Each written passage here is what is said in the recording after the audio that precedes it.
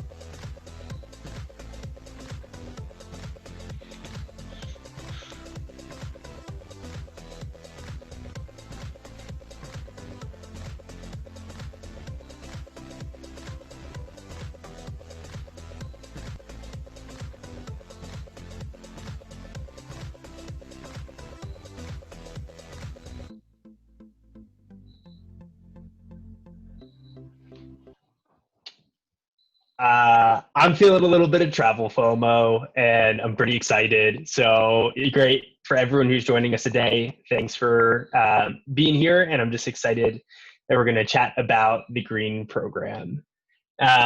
Sweet. I think I'm having a little trouble getting into presentation, but we will move along. There we go. Great. Welcome to your new classroom. This does not look like your dorm room, apartment room. This is what used to be, and I want to remind you that the world is still going on out there, actually thriving right now in the environment. And there is so much adventure and sort of knowledge and case studies that I'm just really excited to talk to you about tonight. So thanks again for joining us. My name is John Rick. I'm the Assistant Director of Global Enrollment. What I sort of do are those three words. I help give you information about programs, connect you with resources, and do some outreach like with the ambassadors here to get you all just to find out about the Green Program. Here's my contact info. Right here is a photo of me with a puppy. I am actually kind of part of my story and how I got involved in sustainable development and at the Green Program. Started when I was a senior in undergrad studying biology, and I decided to go abroad, which was against the recommendations of everyone who wanted me to be pre-med, but it just seemed like the choice that I was being drawn towards. So for 4 months, I lived in Thailand and I studied sustainable development. I even taught in the political ecology of forests. was what I was studying here. And I went back and taught there for an additional 2 years as an instructor. That course was really close to my heart because it really helped me think about people living, indigenous groups living in the national parks. And those national park laws and regulations were drawn from the United States. And a lot of informal agreements and formal agreements allow people to live there and take care of the forest. And what I really walked away with from my study abroad experience was learning about sustainable development from a different culture, a different worldview than my own. And I think that that really helped me identify my bias, helped me identify my shortcomings, and really helped me understand sustainable development on a more global scale. But I am boring compared to the two other people that are here to talk to you tonight that are Michigan students. So I will first hand it off to Mariana. Mariana, tell us a little bit about yourself. Yes, hi everyone. My name is Mariana. I'm currently a senior and I'm studying chemical engineering with a minor in entrepreneurship. And I was inspired to participate in the Green program by listening to stories from Michigan alumni. And that's where I discovered my passion for sustainability and energy. And below you can see my contact information, so please feel free to contact me anytime. And I'm very excited to be here and tell you guys more about the Green program. Thanks, Mariana. I love this photo too. You look so awesome. Cool. Throw it back to Katie with another great photo. Katie, tell us a little bit about yourself. Hi, I'm Katie. I'm a junior studying chemical engineering with a minor in material science and a concentration in environmental engineering. I traveled with the Green program because I was super interested in traveling abroad, and I knew that I was really interested in sustainability. You can also see my contact information on the slide. Great. And Katie, where is this photo taken? This is in the Highlands. I think it was during one of our hikes, the first day. So I'm still super excited and I wasn't cold yet. Okay, I got you. We'll talk more about Iceland later, and I'm so grateful that both you and Mariana are on the call. So for everyone who is attending, the chat function is there. Please use your fingers, type, and I want to know two things about you. Of all of the great things that you are, let us know, what are you studying at Michigan right now? And the second thing is, let's say everything is good and you're about to go to the next country of your dreams. What country would you pick that you want to visit next? And Katie and Mariana, this is for you too. What is the country that is next on your bucket list? And again, what are you studying? So I'm going to wait for a bunch of answers on the chat. Please don't leave me hanging, and I'll type in my answer as well. Hey, Daniel, great to meet you. Chemical engineering as well. Glad you're in good company. Japan, of course. Can't wait for you to connect with Mariana. Anywhere in Europe. Anna, you have to be more specific than that. I also think that that's a good answer, but I want to know where. Iceland. Great. We're talking to Katie tonight. You're on the right place. Hannah, thanks for joining us.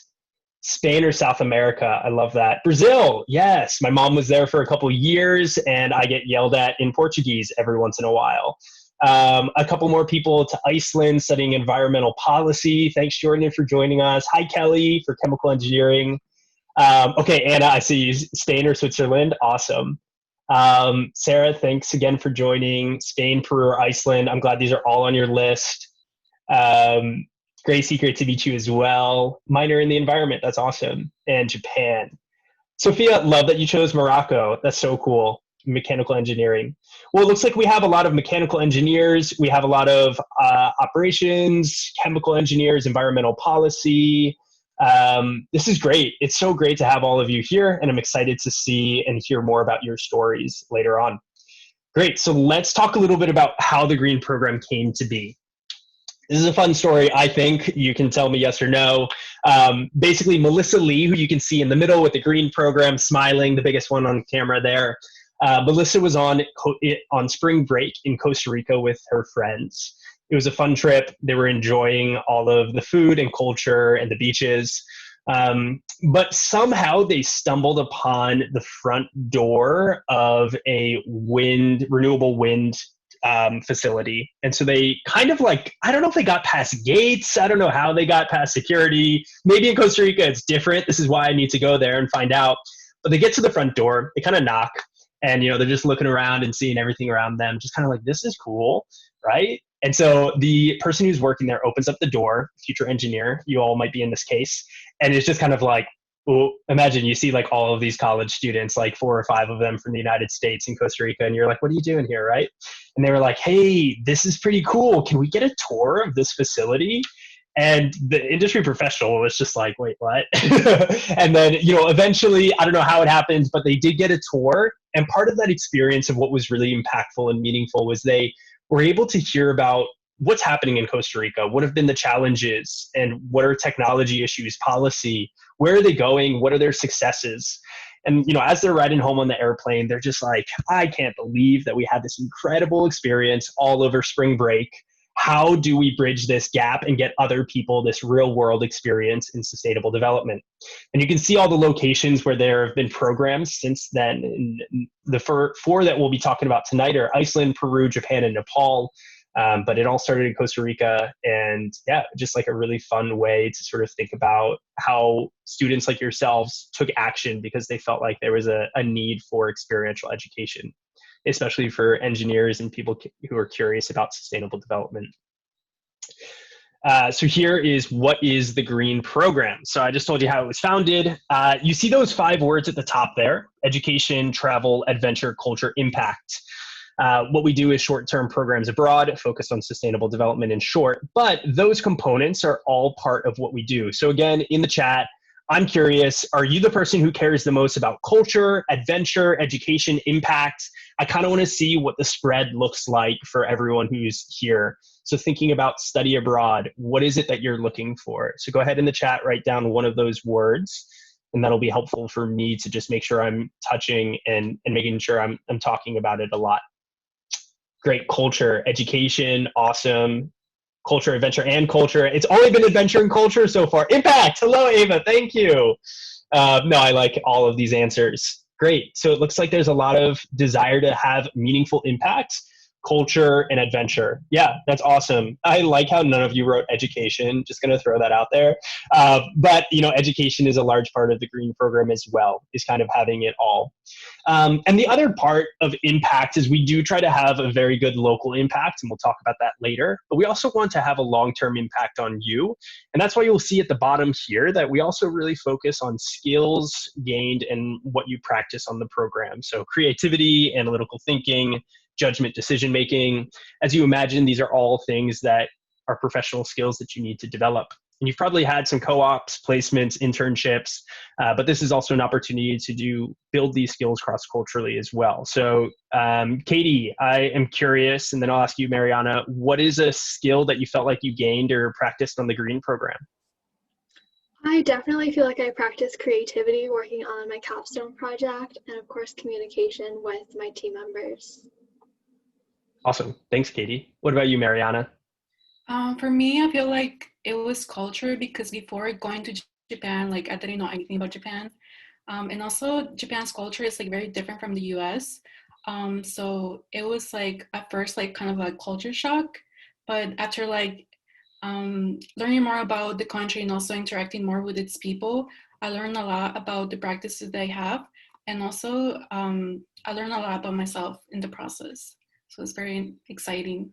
Yeah, no, I really like how when you visit another culture, it really does help you have a lot of inward reflection as well. And from that reflection drives a lot of growth.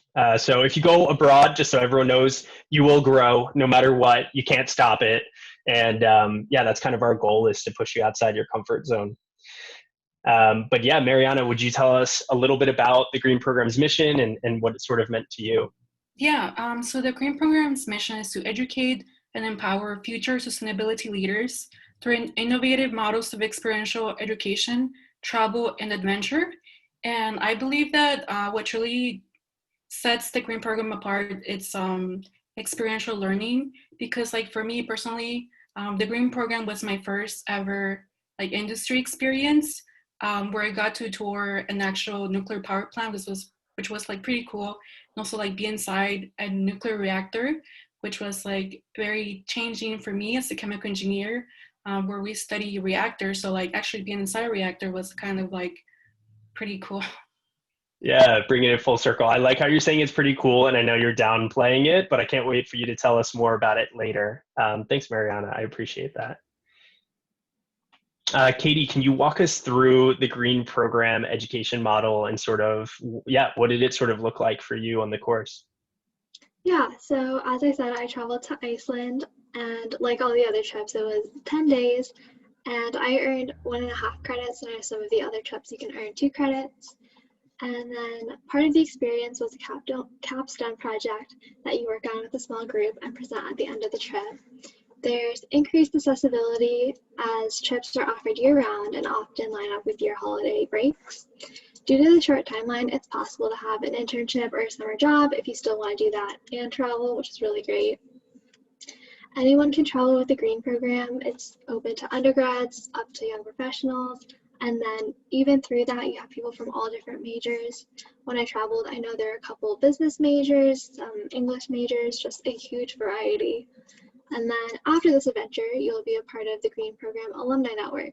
There's a lot of events, and as you can see, there's alumni reunions, and then I also really liked that there were panels by alumni around Earth Day.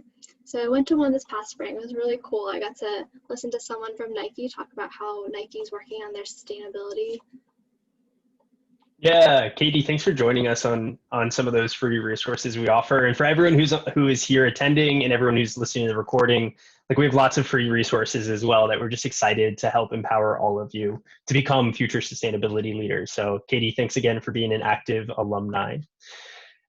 Great. We're going to talk a little bit about each of the programs, and I want everyone to focus well because at the end, I'm going to ask you which is the one that appeals to you the most. So Cusco, I want you to think about them also as case studies. So how does each of these countries handle sustainable development? And each of them take and are selected because they each take a different viewpoint on a different challenge in sustainable development. So Cusco is surrounding water resource management. We'll get a lot of chemical engineers in this program, or just really anyone who is like, really wants to take a strong look at water resource management. What does wastewater treatment facilities, how does it actually impact these communities? And yeah, the professor that you see right there, Professor Oscar, is actually taking you to an archaeological site at Machu Picchu, where you'll study the Incan architecture and how they created these gravity-fed water irrigation systems. And through these aqueducts, they're like traversing mountains, and it's like unbelievable that they're able to do these things just through simple tools, right? They barely had any of the tools we do today. And so modern day engineers are going back and actually studying, as we do here at this field study, and see like, hey, how do we learn from this? How does it inform our agricultural techniques and water irrigation distribution systems? The other thing we really talk about on this course are all the issues surrounding water, from pollution. We'll go to like one of the most polluted rivers there in Cusco, and I can give you the name of it if you'd like. We also look at water wars, what happens when one side of a community gets access to water and the other loses access. And we talk a lot about quality water as well. It just, I don't know, to me, I think it sucks that there are still people out there that do not have access to clean and portable water. And I mean, it's in the United States as well. And so this is an opportunity for you to go and learn about hydroelectricity, to learn about sustainability in Cusco and how it's growing, and about water quality and access. We developed this program with the mayor of Cusco, and we have a local service project as well, which is just something that we're excited that it's all very community-led and focused. But yeah, I know that Cusco is not maybe why you came to this talk. Maybe you want to hear more about the other programs that Katie and Mariana attended. So yeah, Mariana, I'll hand it off to you to tell everyone about your incredible time in the nuclear reactor and other places in Japan. Yeah, so as part of the Fukushima Japan program, we got to tour a lot of industries and also plants. Like, for example, we visited like the Dayani nuclear power plant and also the Dayani nuclear power plant. And it was actually like this picture on the right, the middle picture on the right, that's actually inside a nuclear reactor. So that's like actually under a vessel, and it was very dark inside. And also there you can see like someone else. They're actually also like a TGP alumni. Her name is Mackenzie. She studied nuclear engineering at Michigan. So it's actually pretty cool for me to see that. And also I think that going inside the nuclear reactor and understanding how a reactor looks was very beneficial to like my current chemical engineering classes because it's kind of difficult to like understand how something works if you've never seen it before. So I think that that was definitely very enhancing to my education. Also, we learned a lot about the importance of nuclear safety and also about the Fukushima disaster and methods to prevent future disasters. We also learned a lot about the impact of the disaster that it had on the people around Fukushima.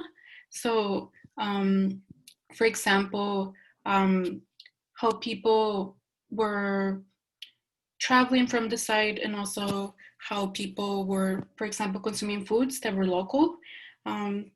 So yeah, and also as part of the Japan program, you receive 2 credits that count as engineering electives. So it's not just only, you're not only getting the industry experience, you're also getting the educational portion. Yeah, Mariana, thanks for sharing that. I think that is really cool how you were saying earlier when we were talking about how going to a new place helped open your mind culturally and how you were really like thinking about the way that they understand culture and sustainable development in Japan. And then on the side of academics where you're saying like, yeah, like seeing it is something that was really impactful for you. But yeah, if you have any questions for Mariana or the Japan program, please enter them in the chat and we'll answer them at the end. But yeah, excited to hear more throughout the presentation. Great. Another location that we have is the Nepal program, and this one's actually relatively new. This one is for students who care about learning about the impact on small rural communities. So right now I know that like solar is pretty hot and it's like exciting, and it's like there's a lot of startups and organizations out there that are trying to expand solar. And the funny thing is though, is you might imagine like every rural off-grid community should have solar, and that's actually not the case. So for the Nepal program, we go to Kathmandu University and we study in the School of Development Studies and the graduate school. And we're actually learning a lot about what are the ethics, how do you evaluate if a community needs like the off-grid system, if it's going to be best for them, and how do you actually design it according to their needs and what they want to accomplish. So we'll go through the entire process in the classroom of designing, and then we're actually going to work with an organization called Give Power. If you haven't heard of them before, look them up. They're really incredible. And they have selected the site and they'll walk you through the whole process. And we will actually do a homestay, which is very different from this program, where you're going to stay with a family and actually get that cross-cultural experience. That's how I traveled all the time in Thailand. And I will tell you, it is humbling not knowing the language, but being able to work on your nonverbal communication and really be able to build that relationship with your host mom and dad and family. So yeah, this one is really cool because you can see like Shabrina, who's in the middle picture there. Yeah, basically that solar panel that they installed behind her was the one that actually was able to pump water and create that access to this village that was way off in the distance. And I can send you a really impactful video about that whole experience. But yeah, if you're looking for a homestay, if you want to know about the impact of really development on communities and access to electricity, this could be a program that would be very hands-on and exciting for you. Speaking of the last program, Katie, can you walk us through the Iceland program? Send us some highlights, paint the picture, tell us more about the Highlands. Yeah, so on this trip you can earn 1.5 credits, and then for those credits you're going to learn about renewable energy. While I was in Iceland, we traveled to a hydropower plant and a geothermal plant. It was super cool to learn about it at the university. We went to Reykjavik University, and then the next day we were in the power plants and seeing it firsthand. And then in addition to learning about renewables, there's so much to do and see in Iceland. As I said, I really enjoyed the Highlands, but I also really enjoyed the glacier hike. I have never seen a glacier in person before this trip, so not only did I get to see it, I got to walk on it, which was super cool. And then also something that you'll see when you're hiking on the glacier is they've tracked how it's receded over the past few decades. And for me, it was just really eye-opening to realize how much it had gone back. Yeah, Katie, I was looking at a review from another alumni who went on the Iceland program, and they painted the picture. They're like, hey, we're hiking on this glacier and we're standing with this local guide, And he's just there telling us about how the glacier is receding and thinking about future generations and his children's children. And a tear is rolling down the guide's eye and a tear is rolling down the student's eye. And it's like, this is incredible. This is magnificent. This is beautiful. And this is like terrible all at once. And to experience that, I just can't imagine. I think that would be a really impactful experience, like seeing it firsthand and really tripping over that truth. Do you feel like you walked away like feeling the weight of climate change a little bit more than before you'd gone on the program? Yeah, definitely. Cool. We'll hear more about your story and capstone project and other things later. Yeah, because I know that when thinking about the capstone project, I think that maybe, Katie, you had mentioned it earlier. And yeah, the capstone project is something we complete on each of our different programs. And this is an opportunity for you to come with your passions, your excitement, this like energy that you have to want to create change in the world. And we'll walk you through this whole process. You're going to get in a group with interdisciplinary people from other cultures around the world, inside a new culture. And in this kind of like really unique bubble, you're going to pick a sustainability issue and come up with a real world solution. And like when I say real world, it's like a bit dreamy, but also like quite practical, because you're actually coming up with numbers and business plans and everything. So yeah, this is like an opportunity for you to really be gaining some of those real world skills. And yeah, I guess maybe it'd be better to give you some examples. Mariana, would you mind telling us about your capstone project and what you completed while in the Japan program? Yeah, so my capstone project was, we proposed a company that produced 100% recyclable parts for electronics. So my team, we realized that electronics is a large portion that has a lot of pollution to our world. So, and also like electronics are very popular among people. So everyone has phones, everyone has computers, and everyone constantly, it's upgrading like their devices. And we noticed that this was polluting a lot of beaches and like oceans. So we thought that that was an important problem that had to be addressed. And we were actually looking into worms that could like produce bioplastics, which was pretty cool. Like the worms would digest the plastics? No, they were like, so they would like eat and then like their feces would be like some kind of plastic. Yeah, no, that's incredible. Those are things that I feel like I never know about. And when I listen to people's capstone projects, I'm like, wait, that tech exists. Like this is possible. Yeah. I think that that's really, oh, go ahead. Oh no, I was gonna say, we're looking into research that was being done like that, where they were trying that, and we were thinking about like using that in our project. Yeah, and that does make me think a lot about my electronic waste right now. Like in quarantine, I'm thinking like, where can I be removing some of my waste and decreasing my footprint? So I might need to ask you more about it later. Katie, how about your capstone project? What did you and your group focus on? Yeah, so I'm interested in something that's super specific, and that's microplastics and microfibers created by the fashion industry. So it was really, really cool to work with a team of people who are also really interested in that and had some background knowledge in it. So for our project, it was called Style Swap. The idea behind it was to minimize fast fashion by creating a platform that is super similar to Airbnb, but it's for your clothes. So it's like you have all of these siblings and you have access to all of their closets. I love that. No, and I like have since then tried to buy very few clothing and find the brands that really mean something to me. And oh, I would love to get involved with like an Airbnb fashion. I feel like that could be really fun. Do you have plans on bringing that to reality? I think it would be really cool. Maybe not the time right now. Sure. Yep. Right now, timing is important. I get that. Totally. Well, great. Thank you both for sharing an example of what your capstone project looked like. And everyone is going to be walking away with a capstone project. And a lot of students have actually continued to do this in continued research with professors. And I also know a lot of students have actually taken the business plan like you, Katie, and they actually have created the real business from it.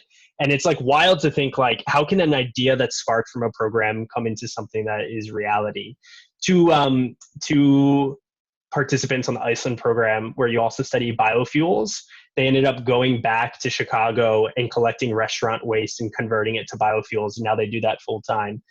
So yeah, I can't guarantee people a business, but I do know that this is kind of a great way for you to talk to an employer and say, I'm passionate about sustainability. And here's an example when I worked in a team, created something from scratch, and actually like it could be put into practice with some key investors. So it really does help you move away from just I'm passionate to like, here's an example. Great. So we were talking a little bit about culture and adventure so far. And this is something I'm really passionate about, is how you develop yourself as a leader and how adventure and culture does push you out of your comfort zone. It helps you really foster personal growth. So yeah, Katie, I guess, did you have an experience in the green program where you felt like your comfort zone was expanded, or that it, fostered personal growth rather than like was too far? I don't know. What are you thinking? Definitely camping in the Highlands pushed me out of my comfort zone, but I really enjoyed it and I had a great time. Once I got there and we were in the moment, I would not trade it for anything. That's cool. And you said at first that you were thinking like it could have been this extreme backpacking, like outdoor adventure, but is a little bit dialed back. Yeah, I was prepared for like, you pack it in, you pack it out, like leave no trace at all. There's no campsite type of camping, but there's running water. It was good. Yeah, there's running water, which is important. And we do talk about leave no trace, but you're totally right that it's like, it's not this intense thing that you have to be training for months before the program. What about you, Mariana? Did you find yourself outside your comfort zone? I think you gave an example earlier, but yeah, I'm curious if you have another one. Okay. So for me, actually, we were sent on a scavenger hunt like around Tokyo. And it was very interesting because like none of us spoke Japanese and none of us like knew how to get around Tokyo. So it was pretty fun to like understand how to navigate through like a different culture and also like a language that we don't understand, and like be more, I guess, understand like other methods of communication as well. And also had to complete successful tasks in those situations. Yeah, Mariana, I actually did the same thing to my students in Thailand. I just put them on scavenger hunts and was like, you don't know the language, get out there, try to navigate. And there is something that is very like fun and exciting and scary, but you're in a group and it's just like, it's the perfect amount of pushing you outside your comfort zone, I think. I'm glad that you enjoyed it. Cool. So I know that a lot of people have been asking and sent questions before this about COVID and how it impacts travel and the green program. So I'm going to break it down for you in those 3 points. So first, we're monitoring through WHO, CDC, DOS. We're also talking to our local partners that are there, because all of our programs are run locally with local instructors and personal guides that are taking you on each program. So just know that, we're always going to make sure that you're not going to travel if it's not safe. And so I'll talk about the options that we have in case, your program gets postponed. But the first thing to mention too is that applications are non-binding. So let's say you sign up for a program in March, you sign up for a program in May or August.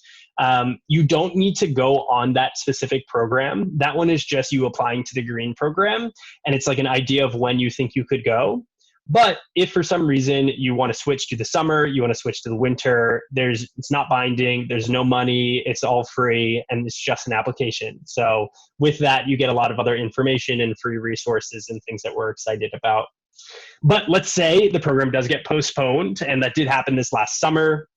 And these were sort of your 4 main options of what you can do. 1, same thing, postpone to a future program. People who couldn't go on the Japan program this past May are going on the Japan program next May. And that's just something that it's like an easy transfer thing for you to do. Second, you can enroll in a Learn Now, Travel Later course, which I'll talk about in a second. And basically you take the classes first, you travel when it's safe.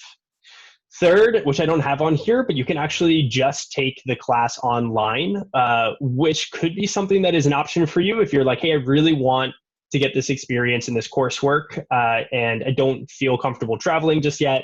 That is an option for you as well. So if that is something you're interested in, you can talk to me about it, and I'll explain it in a second. And last is you can get like a future credit on a program and whatnot.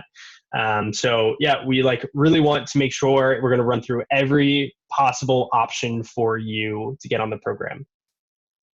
So I'll talk about the different options real fast. Learn now, travel later. We won an award for it. Woo! It was exciting. Basically, we pivoted really fast rather than just having people not come on the program. We said, hey, you can learn now and travel later.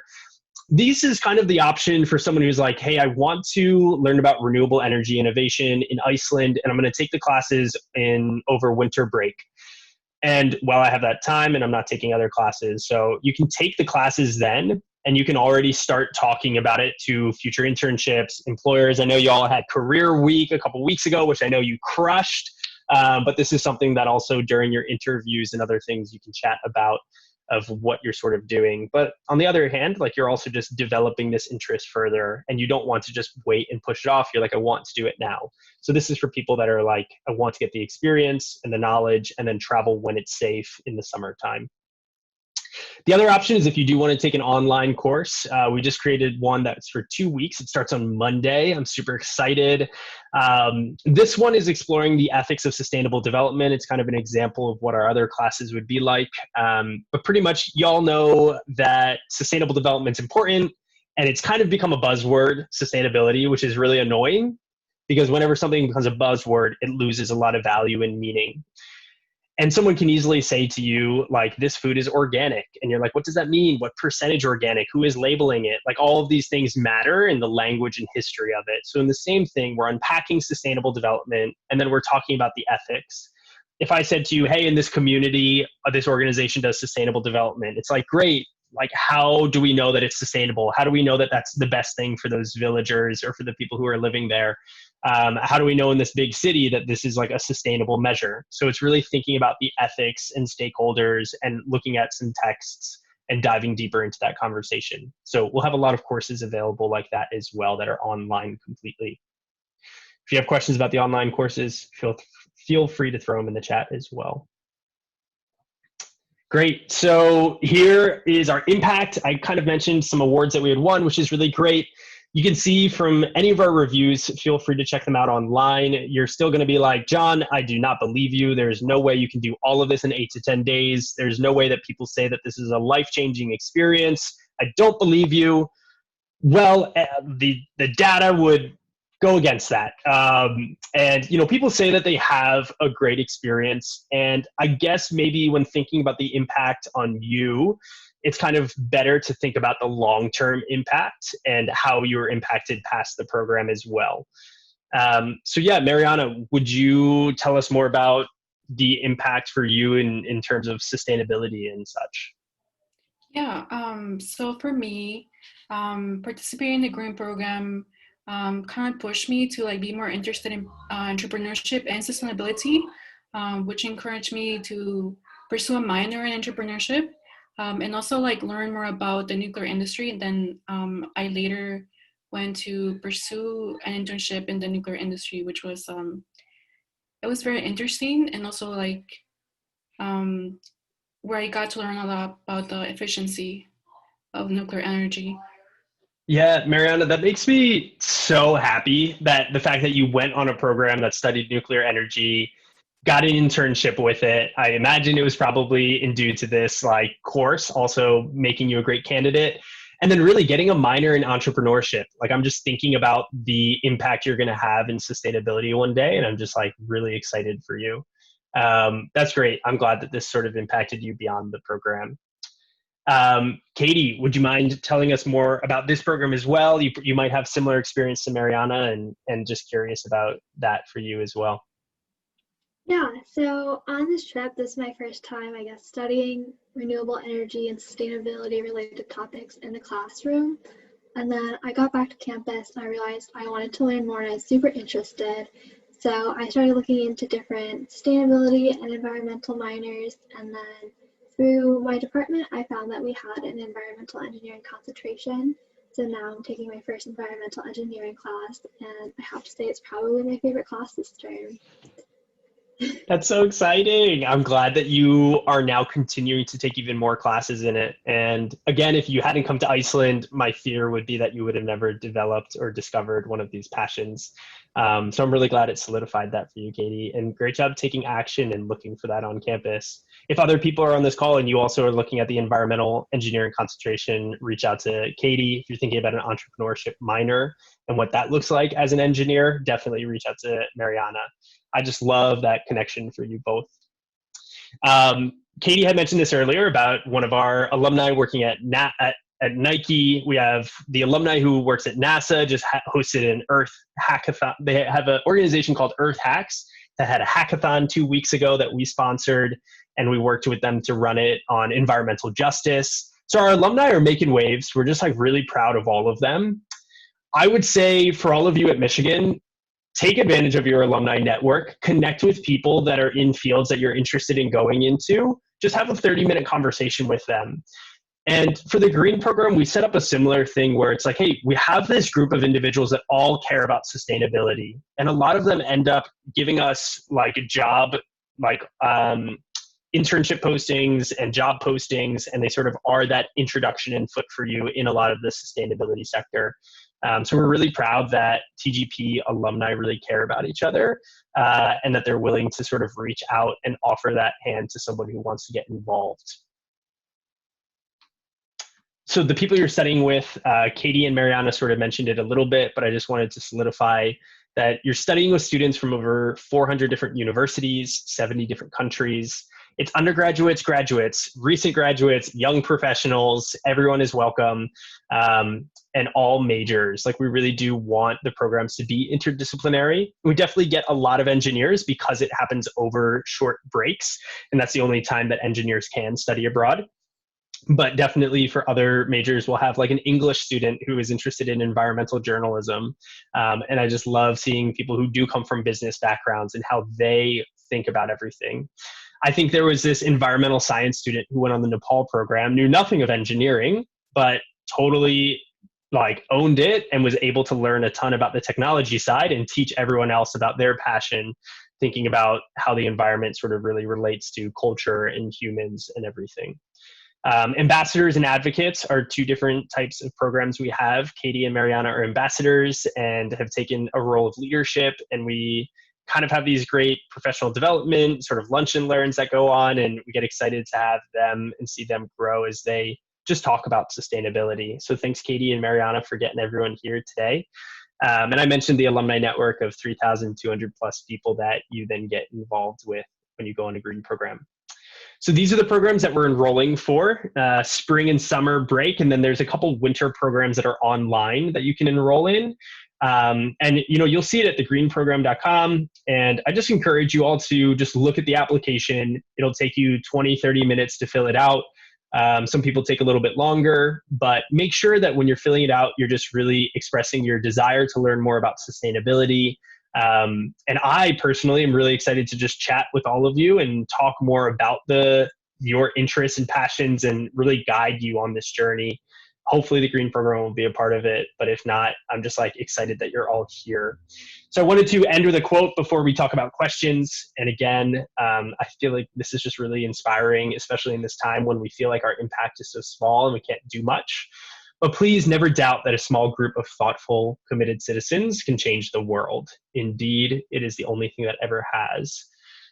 So Katie, Mariana, thank you for taking steps to really change the world. And yeah, I guess we'll open it up for some questions. If you have any questions, you can throw them in the chat. But otherwise, yeah, let's do this quite informally. If you unmute yourself, you can ask any question for Katie, Mariana, or myself. So yeah, what questions do people on the call have for all of us today? Hi, can you guys hear me? There's like background noise. Yeah, I can hear you good, Sarah.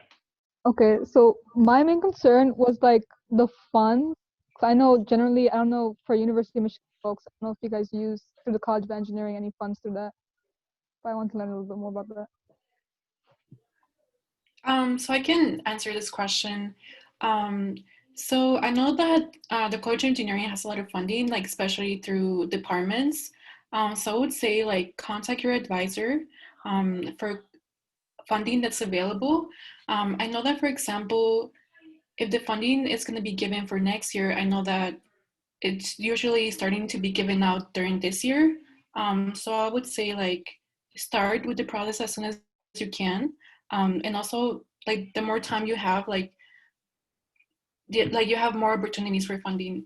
And also like the university offers like the analysis scholarship that's available for students from any college. And I think that the university is like kind of seeing how like things proceed with COVID, but as things become more clear, like they're gonna be a little bit more um, sure about what they're gonna do next.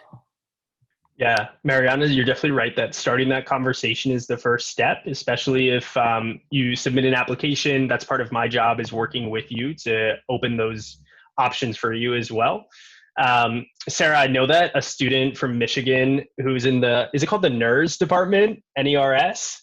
Well, anyways, that student, they just reached out to their advisor department and were able to get funding to go on the Iceland program. So yeah, I think it really is just about making sure that you're reaching out and asking those questions. And I have all the syllabi. When you're an accepted student, we give it to you and you're able to sort of, I coach you through that conversation and who to get in contact with on campus. But great question. Thanks for asking it. Other questions that people have as well. I see that someone had asked about the spring break trip. So all of the dates are on the application. When you fill it out, all of them are on there. I know that it's in March, which I don't think usually matches up with Michigan's spring break. However, it's quite funny though, because Michigan students still continue to sign up for the spring break program. So I don't endorse it, but also just know that if you can talk to your advisor and if that is something that you think is available, definitely go for it. Otherwise, Michigan students mostly travel with us over the summer for sure, and winter time as well. But yeah, there are some online classes this winter, as I said. Great. Other questions?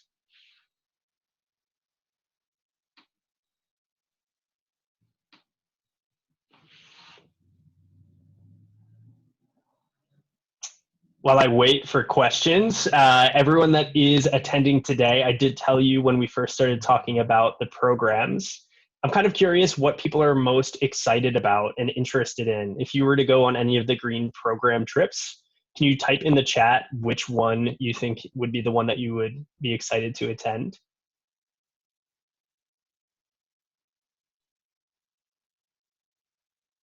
I know a bunch of you are interested in Iceland and Japan before, so I want to see if it kind of continues.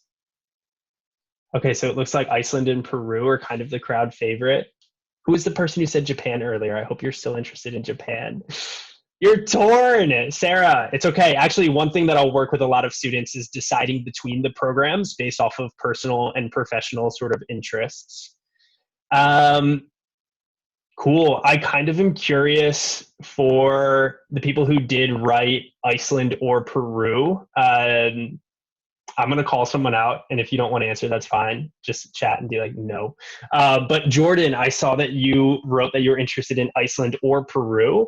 Yeah, I was kind of curious what made you interested in both of those programs. Yeah, so for Peru, I'm a part of a organization on campus called Students for Clean Energy. And one of the projects we're working on is a solar M block array on campus for the University of Michigan. And so I'm just kind of getting started learning about solar energy. So that program really interested me because I feel like that's a super in-depth way to learn about it in rural communities. And the Iceland trip, I took a trip to Alaska, and I've actually walked on a glacier, and it's one of the best experiences of my life. But I feel like going to Iceland and combining those like nature experiences with while learning about the impacts of climate change, you can kind of see it and learn it like hands-on, the experiential learning, and learning about that sustainability at the same time. That is also what's really interested me. Good. I'm glad that you walked away with that. If you had said something that I didn't want you to like grab from this, I would have been like, oh, I haven't done my job. But yeah, you're totally right. That hands-on experience and wanting to invest in sustainability is what we're really focused on. Great. Did anyone else have any questions that you're thinking about? Otherwise, I can always ask them too. I've got plenty.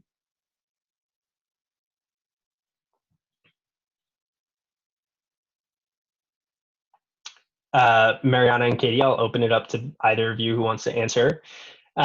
We often talk about like development and sustainable development from the Western lens, and from like the United States. How did you feel like conversations went around sustainable development in each of your locations? Do you feel like it was pretty similar? Were you surprised by things that were different? What did you sort of notice about, conversations around sustainable development that you thought maybe this is because of culture?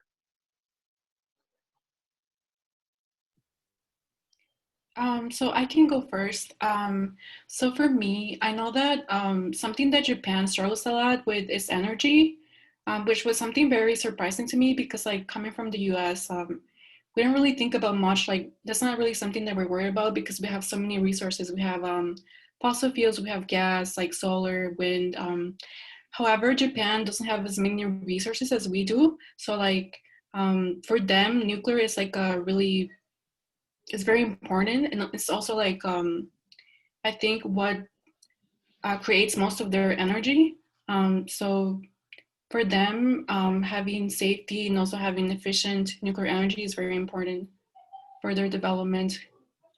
Yeah, thanks for sharing that. And Katie, same question to you, or I'm also curious, did Iceland also have unique challenges that you just didn't know about?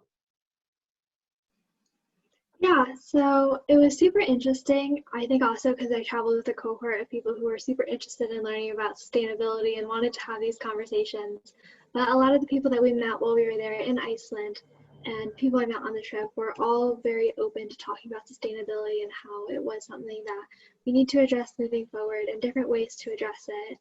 And then as just traveling around Iceland, there's a lot of biking, a lot of like vegan and vegetarian options at the grocery store that was very different from here. And it's really cool to just see that there were a lot of people there who were interested in exploring different options. Yeah, no, Katie, when you were talking about vegetarian and vegan options, part of my thought when I was living in Thailand and such was, what food is available and why is it available? So when I see organic food marketed a certain way, like why is it that way? Is it because of availability? Is it because of policy? Like what sort of things are going on behind the scenes as well? And it's funny that like walking into a grocery store can totally change and create these thoughts that you're like, huh, this looks different. What could this be? Like just there's something really stimulating about like thinking about all of those things too. And it's something as simple as a grocery store. That's cool. I'll pause again. Did anyone else have questions? Otherwise, I'll keep asking them. I actually have another question. So I know for Iceland it said 1.5 graduate credit, and I'm kind of iffy about the whole thing about graduate school. So like, how could that transfer an undergraduate, say? Yeah, I can talk about that. So they transferred to my transcript as elective credits. So I know that each department may evaluate them slightly differently, but chemical engineering, it did evaluate them at 1.5 credits, and it just counts for my undergrad. Yeah, so it's just going to be in the graduate school of Reykjavik University. And Katie's right, it just matters on how your advisor looks at it. For some students, I know it like different universities that are in these more strict programs, sometimes like the credit just doesn't transfer. And in that case, the students who go on the program, like just sort of realize like I'm doing this for myself, for my personal and professional goals. And if you are thinking about graduate school, having graduate level credits from Reykjavik University, since it is so well known in renewable energy, is incredibly impressive. So having some international sort of credit on your transcript, you'll get an official transcript for all of your programs from that local university, even if the credit doesn't transfer. Good question, and thanks, Katie. Other questions for Katie or Mariana? Don't ask me questions, I'm boring. Hi, this is actually for Katie for Iceland. I know that Iceland is very unique in its like geography, or yeah, just like how they get their like renewable energy. It's like kind of easier for them, I guess, than it is here. I just wondered, like, if you could talk about your experiences learning about how they like make renewable energy there. Yeah, so you do learn about it in the classroom, as I said, from a professor at Reykjavik University. So they'll walk through how it works, kind of what you need to make it happen in the conditions, especially for geothermal energy. As you said, Iceland has access to where geothermal energy is ideal. So you talk about that, and then at least when I was there, we kind of talked about how feasible it would be to apply this in other places that maybe weren't as ideal, like other locations in the US, because a lot of us were from all over the US. And then we also had students from Australia, which was cool. So we talked about both continents. And yeah, I just thought it was really cool. Thanks, Katie. And thanks for the question as well. We probably have time for one or two more questions. Again, thanks everyone for taking time just to come and meet with us today. And for people who are watching the recording who made it this far, I'm just excited for all of you in this journey. Cool. If no one's asking questions, yeah, I guess maybe my other thought too is, Mariana, I'm kind of curious about in Japan, how you have the nuclear physicists and nuclear engineers. What was sort of their take on nuclear energy and renewable energy? Like, were they for and against either of them, or did they want them happening together? What did that sort of look like for you? Yeah, so definitely they were aware that, so people are usually, when they think of nuclear, most people are scared of it because they think, oh, nuclear weapons or like atomic bombs or like something of the similar. And even though like disasters have happened in nuclear, like if safety precautions are taken, the actual probability of those disasters happening are very low. So like the only reason that the Fukushima disaster happened was the tsunami. So like if the tsunami wouldn't have happened, like the Fukushima disaster would not have happened. And that's sort of something that they couldn't really control. It's something like just natural. And they think that since like nuclear energy is very efficient in creating energy, and also Japan doesn't have as many resources, so they want to continue using nuclear energy to produce Japan's energy.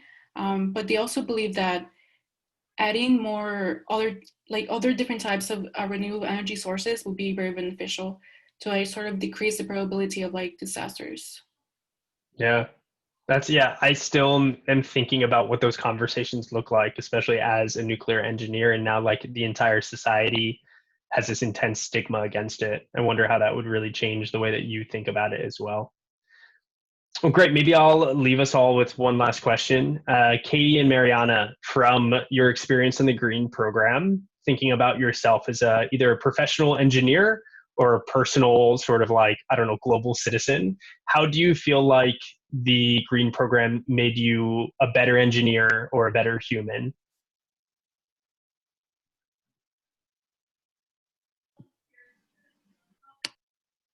You're both like, who goes first? Set the stage. Yeah, Mariana, what are you thinking?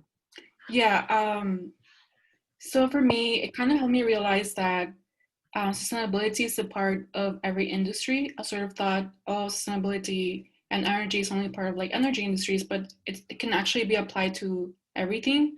For example, manufacturing, we want to make sure that we use all the resources that are as many resources as we can. And also it has a lot to do with policy and law, because in order for those things to happen, like there has to be a policy that allows it to happen. And also a lot of business aspect to it, because someone has to approve it and someone has to take charge in order for sustainability projects to occur. Yeah, I really like that, Mariana, especially as I'm thinking for a lot of people here who are engineers, probably like engineering is your focus and what's most important to you. But when thinking about sustainability, you need to consider all of the stakeholders. And I'm glad that you walked away like with a really good example of who are all the people that need to be involved to make like real change. What about you, Katie? I think it was definitely spending time in nature and seeing a glacier, camping in the highlands for a few days. I really appreciated all of that and realized that if we don't make changes in terms of sustainability and the world, they're not going to be there. So it's really important that we preserve them. Yeah. Katie, I always think too, because nature is so available and beautiful in Iceland, is that why policy and culture is like so great in Iceland around the environment? Or is like culture and policy great and that's why the environment is good? Like those are some chicken and egg sort of questions that I always have. But I'm glad that you were there just being like, yeah, this is important. Like I want to be someone who is adding to the environment and not just like extracting it. Well, great. Thanks everyone again for joining. And I think you have our contact info. Maybe Mariana and Katie, if you want to throw your email into the chat one more time. Everyone feel free to reach out to any of us and we're excited to chat with you more. And otherwise, I'll send this recording as soon as it's uploaded to YouTube. But again, you can reach me at John at the Green Program. And thanks again. Excited to see some of your applications and really telling your story of who you are in the terms of sustainability and how you want to grow. But thanks again, Mariana, Katie. It was so good just hearing about your stories. Thanks for sharing it with everyone. Hope you all have a really great night. See ya. Thank you. Thank you.